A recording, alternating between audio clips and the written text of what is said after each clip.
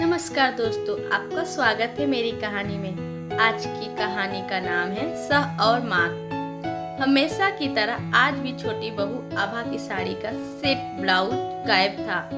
उसे कल सुबह तड़के ही घर से अपने गंतव्य की ओर निकल जाना था। वह डिनर के बाद पैकिंग में जुट गई, पर ये क्या, उसकी सबसे कीमती साड़ी का ब्लाउज ही नहीं मिल रहा था। ये तो अब आम बात हो गई थी। वह जब भी शहर से गांव अपने ससुराल आती, उसका कुछ न कुछ नुकसान जरूर होता था। कभी ब्लाउज गायब, कभी मंगलसूत्र या जेवर, तो कभी उसकी पसंदीदा साड़ी फटी मिलती थी। वह जानती थी यह सब कौन करता है। उसके साथ साथ बड़ी बहू किरण को भी पता था कि छोटी को परेशान कौन कर रहा है। किरण को आभा से सहानुभूति थी। एक वक्त था जब आभा इस घर में नहीं आई थी तो ये सब वो ही झेलती थी, और अब छोटी।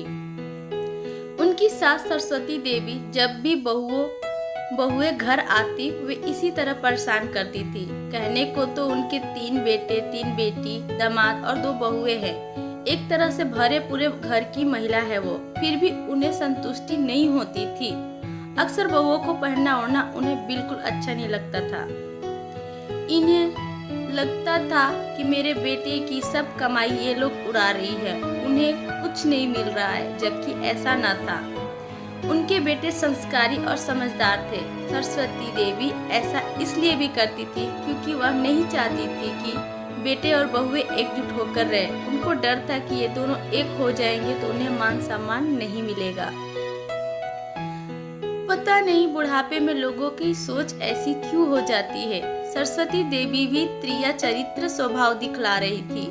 पहले किरण के सामानों को नुकसान पहुंचाकर उसकी लापरवाही की करतूत बताती थी, तो अब आभा का सामान का नुकसान कर अपने अहम की तुष्टि कर रही थी, और किरण पर सारा इल्जाम लगाकर उनमें झगड़ा भी लगाने का प्रयास करती थी। घर में इन छोटी छोटी बातों के लिए कलह हो, ये वो दोनों बहुएं नहीं चाहती थी। कुछ न बोलने का नतीजा था कि गुनहगार सरस्वती देवी खुद को शतरंज का माहिर खिलाड़ी समझ रही थी और इस किस्म का तुच्छ हरकत करके उन्हें नुकसान पहुंचा रही थी। उन्हें लग रहा था कि वो बहुत होशियारी से काम कर रही है। हालांकि ये बात कुछ सत्य भी थी, क्योंकि घर के पुरुषों को इस बारे में कुछ पता नहीं था, पर बहुओं के लिए पानी अब सर के ऊपर जा रहा था। आज किरण ने आभा को अपना ब्लाउज हर जगह खोजने और सास से भी पूछने को कहा। आभा को हिम्मत नहीं हो रही थी, परंतु किरण के सांत्वना देने पर वह तैयार हो गई, और जैसे ही आभा ने डरते डरते बस पूछा भर की, सरस्वती देवी ने सारा घर सर पर उठा लिया कि आभा उस पर चोरी का इल्जाम लगा रही है। ससुर रामपाल जी और दोनों बेटे भी सरस्वती देवी के पक्ष से नाराज हो गए बहुओं पर, और जिसका डर था घर में कलह का माहौल शुरू हो गया। सब एक तरफ और दोनों देवरानी जेठानी एक तरफ। किरण ने अब एक चाल चली।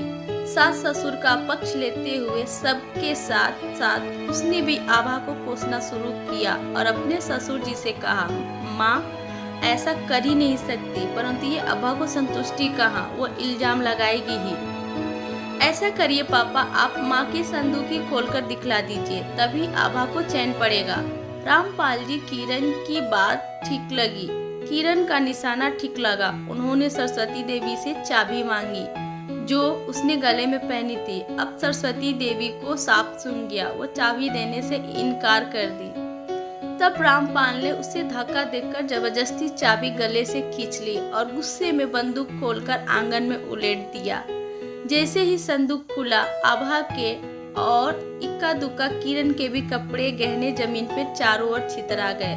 रामपाल और दोनों बेटों की बोलती एकाएक बंद हो गई।